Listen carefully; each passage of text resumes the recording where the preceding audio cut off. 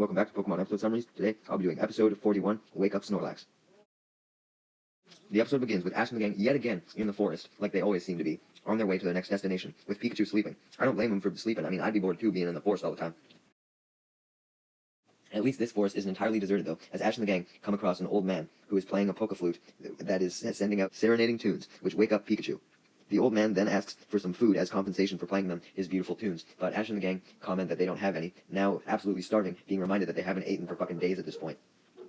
The starving man gets sad that they don't have any food, but thankfully doesn't blockade them or anything, like you think would happen in a situation like this in an anime, and lets them proceed on. This allows Ash and the gang to reach a town.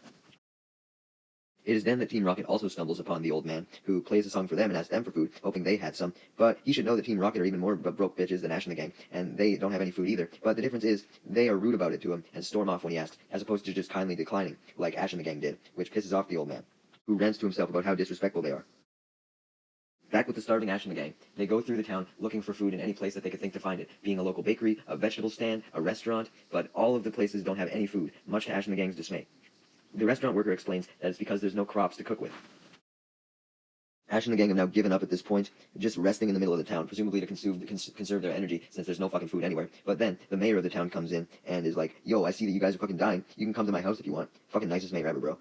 Not only do they get to go inside his mansion, yet another fucking mansion, but he gives them a huge-ass meal, which they absolutely inhale. Ash and the gang question why the town seemed to have no food otherwise, with the mayor explaining that it was because the river had dried up 2 weeks ago, so now every crop that was needed to produce food was extremely scarce. This leads Brock to feel bad for eating all of the mayor's food, but the mayor assures him that he had to find enough supply. It was just the rest of the town that he was worried about. Really, mayor? I thought you were cool, like offering Ash and the gang all this free food, but you're keeping this food from your actual residents? What the hell? Brock and Misty don't comment on this, though, likely not wanting to lose the mayor's respect, and instead, they ask simply why the river was driven up when it's not really a drought season. This leads the mayor to take Ash and the gang to the dried-up river to prove his point, and Ash and the gang see that it is in fact dried up, and the crops are not growing.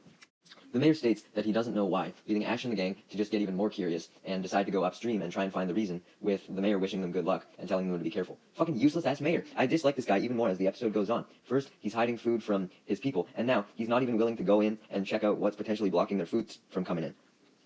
Ash and the gang walk up the stream without the mayor and come across some thorns blocking the way. They persevere through them, though, crawling through them for so long that it even causes Misty to get a scratch, making her wince and slow down. Ash then gets the idea to send out his Bulbasaur and have it use Razor Leaf to cut through the rest of the thorns, which thankfully prevents any more scratches. Misty then wants to prove that she can fend for herself, and sends out Psyduck to help her. But I'd wager she was intending to send out Starmie or Staryu and have them use their sharp areas, because what's Psyduck gonna do, bro? He literally just gets stuck. Thankfully, Bulbasaur was all that was needed, though, as Ash and the gang reach the end of the thorns and discover the reasoning for the river's blockage being a Snorlax, who Ash uses his Pokédex on. Yes, that's right. The reason the river was dried up was because the water couldn't pass through because Snorlax was too fat and was blocking it. To make matters worse, the Snorlax was also in a deep slumber, so there was no way to try and convince it to move, so that's why it was just stuck there. Ash and the gang simply try to move it by pushing it, but Ash then checks his Pokédex, revealing that the Pokémon weighed over 1,000 pounds, so yeah, you're not going to get anywhere with that.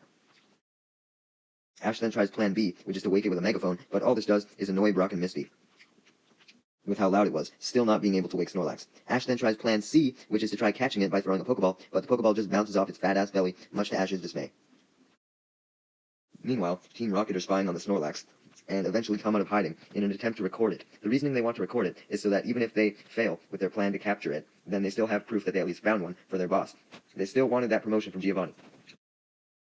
Ash makes fun of how Team Rocket has seemingly given up on catching Pokemon, now just turning into fucking vloggers, but Team Rocket adds that they still planned to catch the Snorlax. They just wanted extra backup, you know, in case it failed, like it usually does.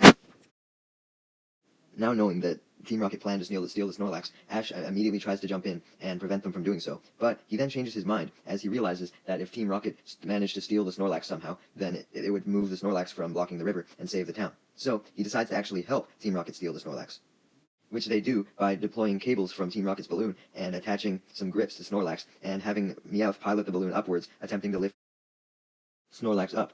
Snorlax is too fucking heavy, though, that it snaps the cables and sends the balloon crashing down, much to Meowth's dismay. Ash then makes fun of Team Rocket for this, stating they should have thought of a better plan, which pisses Team Rocket off. But Ash is like, dude, I should have known. You guys fucking suck.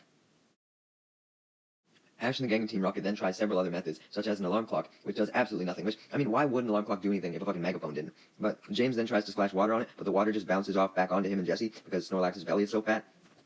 So, it leaves Team Rocket very desperate, with only one other option that Jessie thinks of, being a fan of a whole bunch of plays as she remembers Sleeping Beauty, the classic fairy tale where the beauty awakens with a kiss from someone noble. This leads Jessie and James to suggest to Ash and the gang that they should have a Pokemon try and kiss Snorlax that was noble.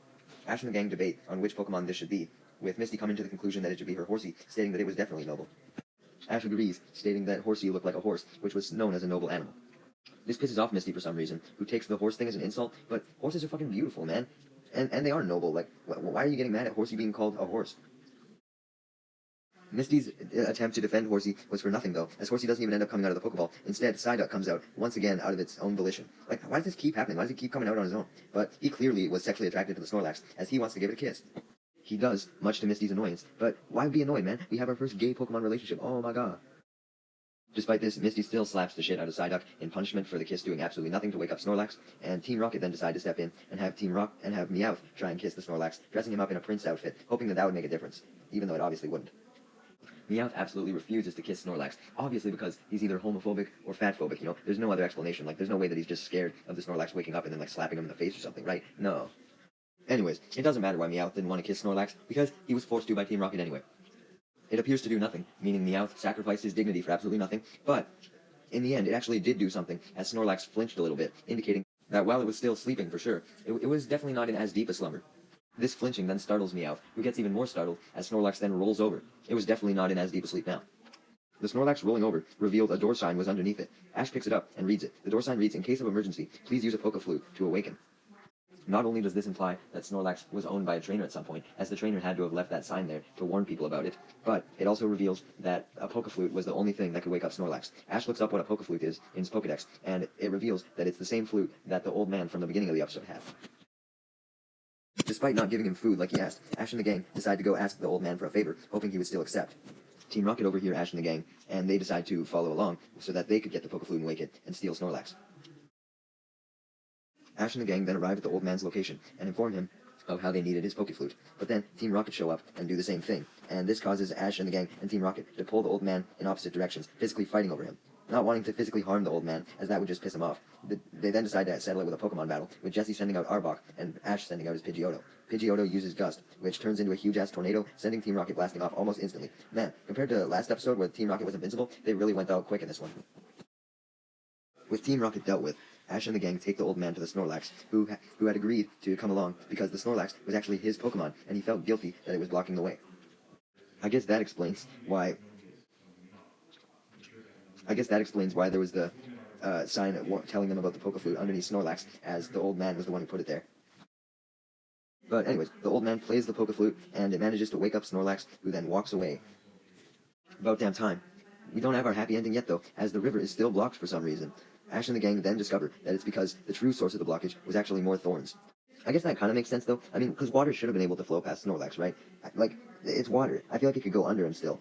But, anyways, these thorns feel like too much for even Bulbasaur to handle, as there's just such an abundance of them. But thankfully, Snorlax actually manages to eat all the thorns, getting rid of them. The reason why it does this, according to Ash's Pokedex, is because thorns are Snorlax's favorite food.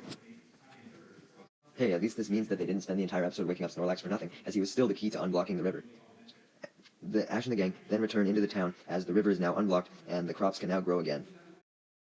Much to the delight of the mayor, who says that he'll throw a celebratory banquet as thanks to Ash, Misty, and Brock for saving the town and restoring their food.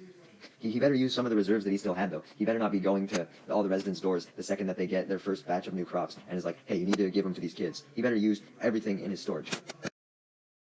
The episode ends with Team Rocket having been blasted off into the forest, where they encounter the old man and ask him where the Snorlax was, still wanting to capture it.